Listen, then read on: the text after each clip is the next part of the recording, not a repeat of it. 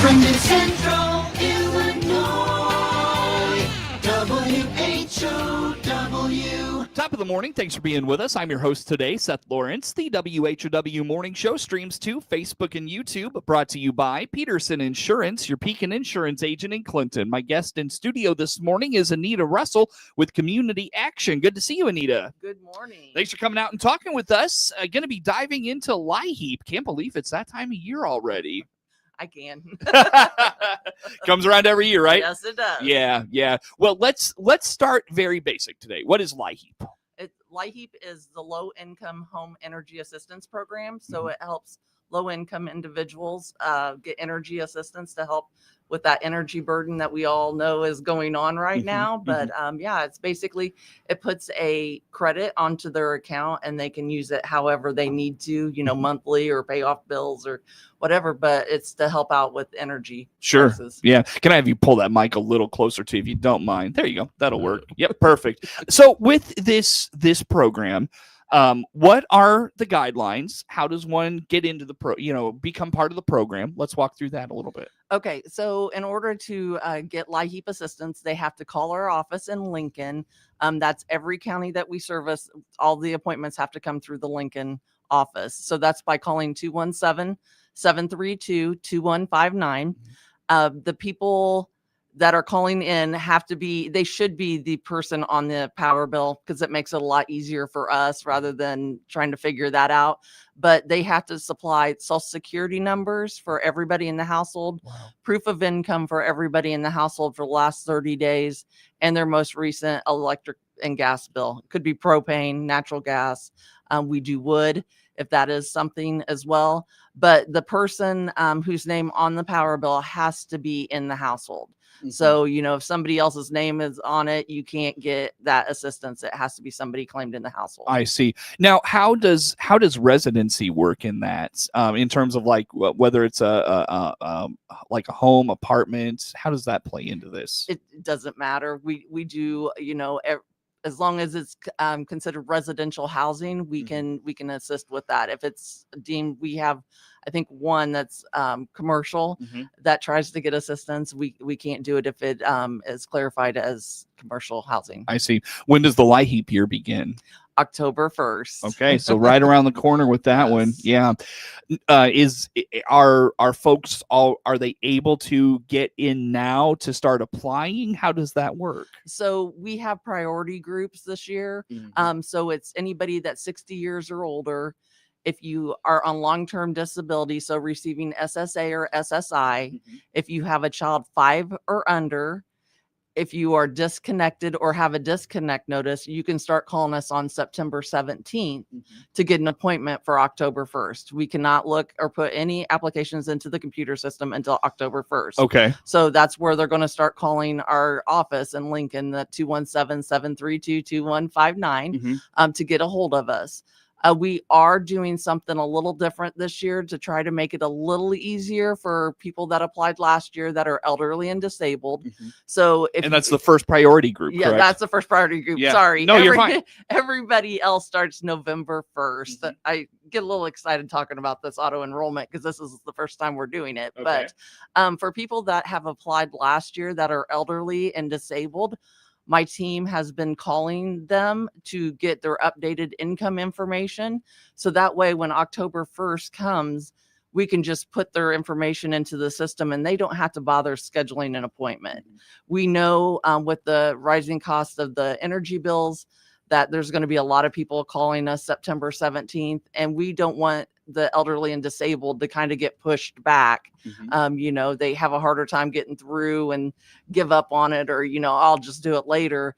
Well, I don't like that. I want them to be able to get an equal amount of assistance. I mean, they're going to a fair opportunity to get in is what I guess I'm saying. Yeah. So we're going to try this year, and we can do that this year and next year. And then the following year, we would have to get them back in for an appointment. And you said that goes live September 17th? September 17th. So be on the lookout for that. I will be on that phone line. So just be patient with us. So, just keep calling in.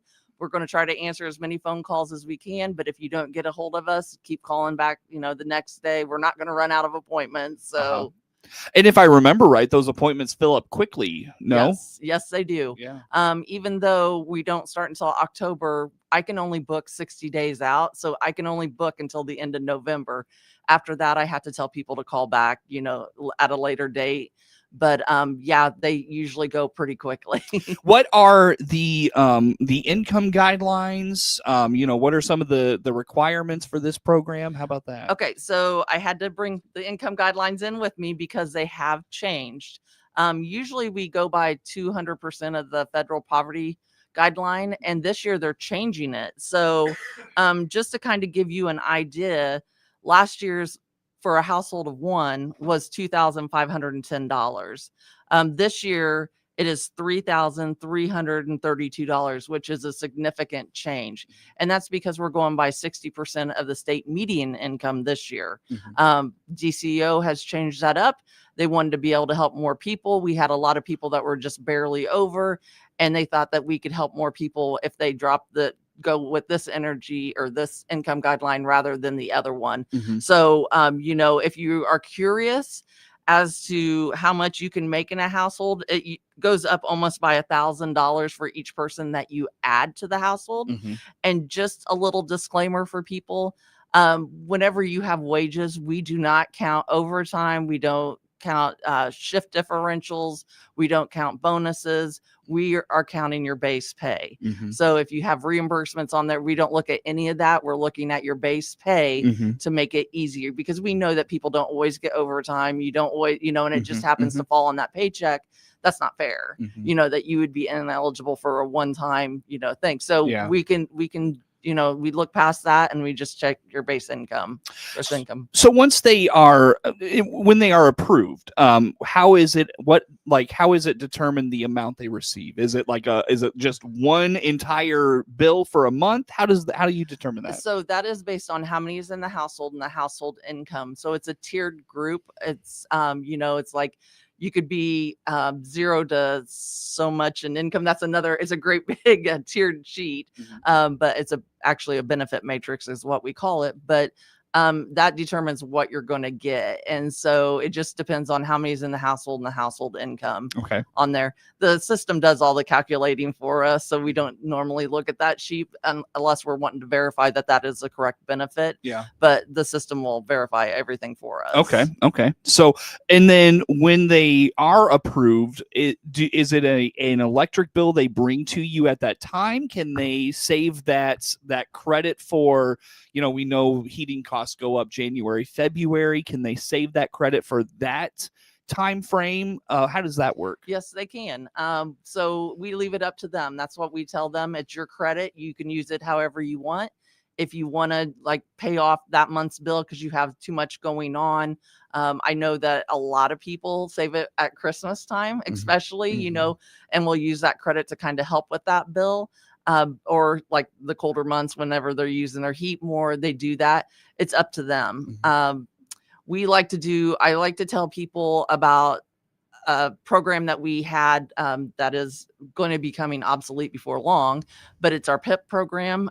We can't take any new enrollments. We haven't been able to do it for, I don't know how many years now, but if you take a little bit of your bill and, if you're on budget billing, you pay part and then you have that credit pay part, it lasts a lot longer. If you start doing that, then it lasts until spring, which is great. If you can't do that, you can't do it, but we just try to use it the best way possible. Right.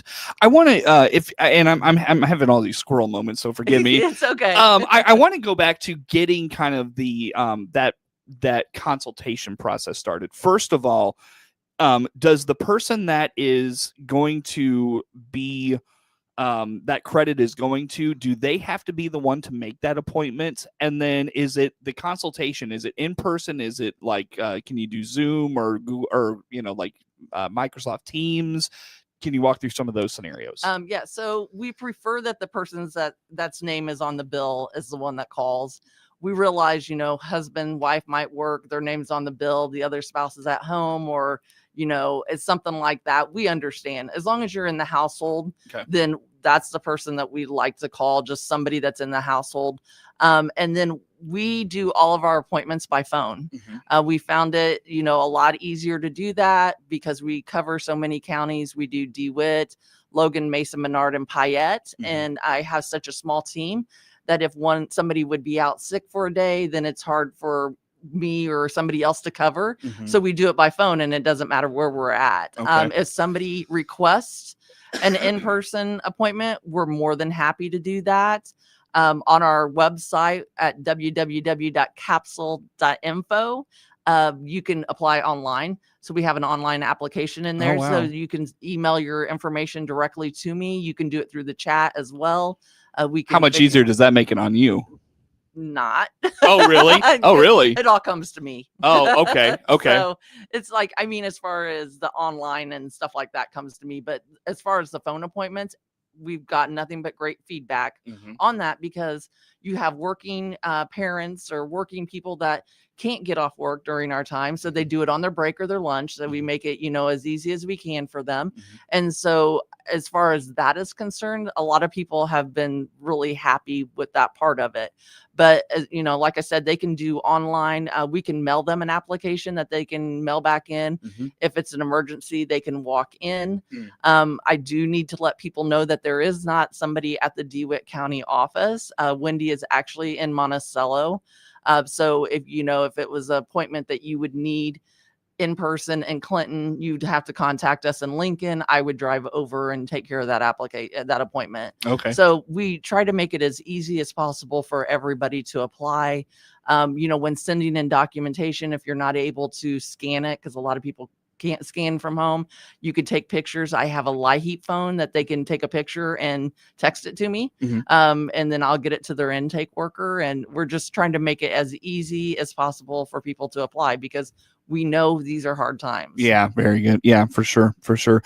I know that, or I guess I should ask, LIHEAP dollars. It's kind of, if I'm remembering right, it's kind of one of those things. Once they're gone, right? Correct. Yeah. So the program starts October 1st and runs all the way until August 15th. Last year, we ran out of funding the first week of May. We had that many people coming in to get the assistance. We try to do our best to bring them out as long as we can, but you can only do so much. Yeah. And this is kind of where I am trying to integrate an educational portion to our LIHEAP calls and everything, because a lot of people did not know that Ameren has a lot of great programs that they can tap into. And I know in our service areas, probably 90% of our customers that come in are Ameren. And like this past year, they had a supplemental arrearage reduction program where you would put your arrearage, if you owed like almost $1,500 to Ameren, they would put that on budget billing, start you out at zero, and just divide that arrearage over a certain amount of time, and then add it to your current bill to get people, keep them from being disconnected. Yeah.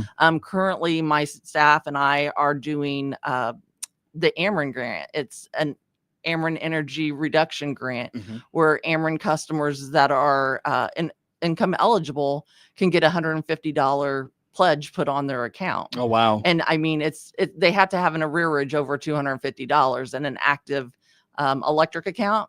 But you call me or you call one of my staff, and then they let me know, and then I just put the $150 grant on there. But Ameren's offering a lot of opportunities for people, and I kind of think that's a big thing, is if you keep in contact with Ameren and just telling them what's going on and everything like that, they'll work with you. Yeah. They have low income payment agreements and everything, because we want to keep you from being disconnected. That's the goal. That's the goal. Well, very good. Anita, I'll tell you what, I look at the clock. Let's take a break and wrap up the conversation after that.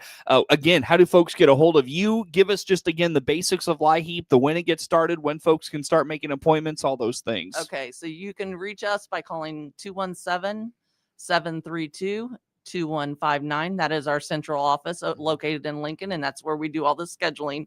Online scheduling will not open until November 1st because of we have online scheduling on our website where people can go on and schedule their own appointments. But because we can't screen that first priority period, we're not going to open it up until when everybody can come in. Okay. So starting September 17th, if you have somebody 60 years or older in your household, somebody on long-term disability receiving SSA or SSI benefits, a child 5 and under, or if you're disconnected or have a disconnect notice, you can start calling us September 17th and for an October appointment. Otherwise, you have to wait until November 1st. And there you go. And the number to get a hold of you is 217-732-2159. a lot of layers there. A lot of layers there. We'll dive more into it on the other side of a break with Anita Russell with Community Action, our guest in studio. More to come with Anita on the WHOW Morning Show. WHOW.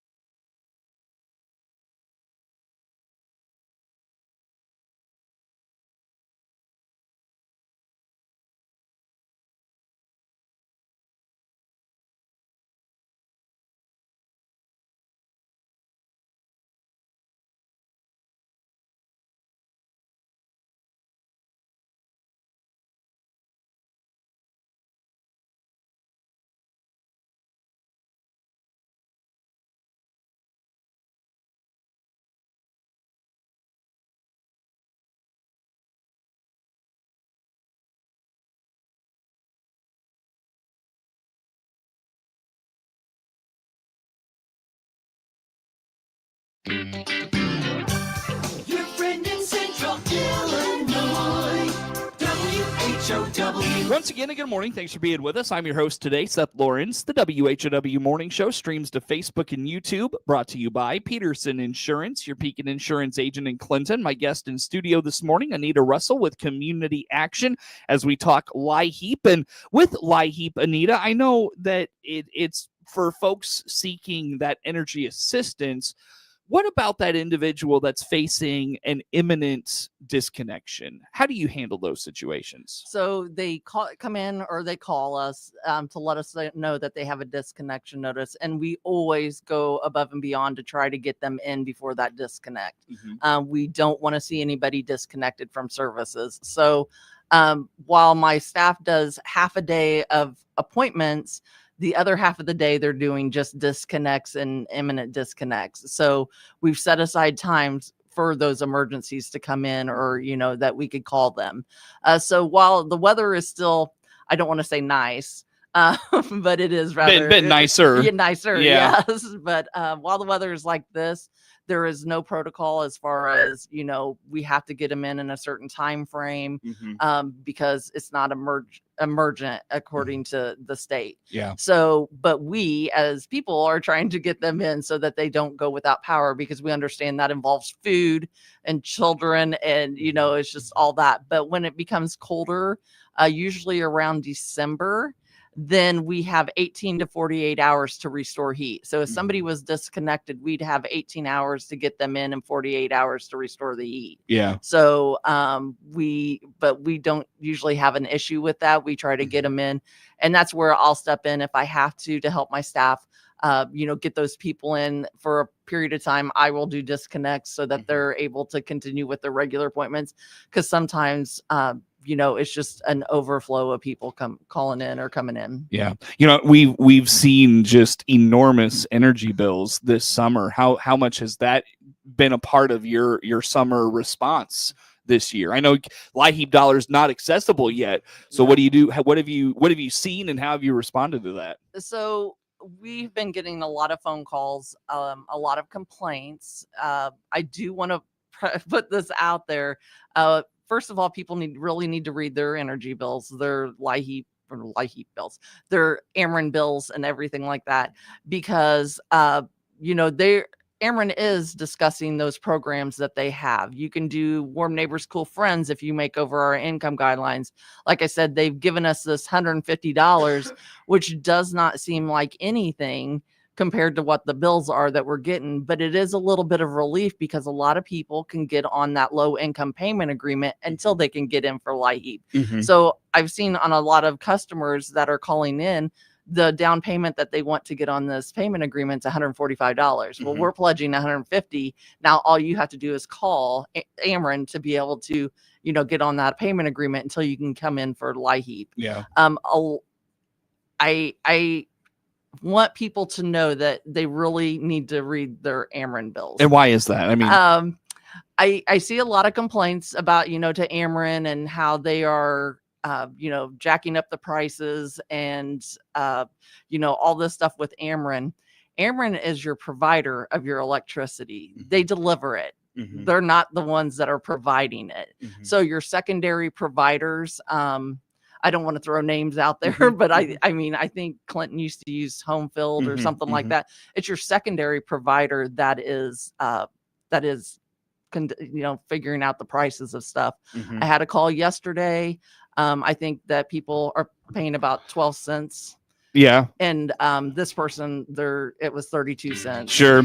Well, Anita, I apologize for this. I got to let you go. Anita Russell, Community Action Network News on the way.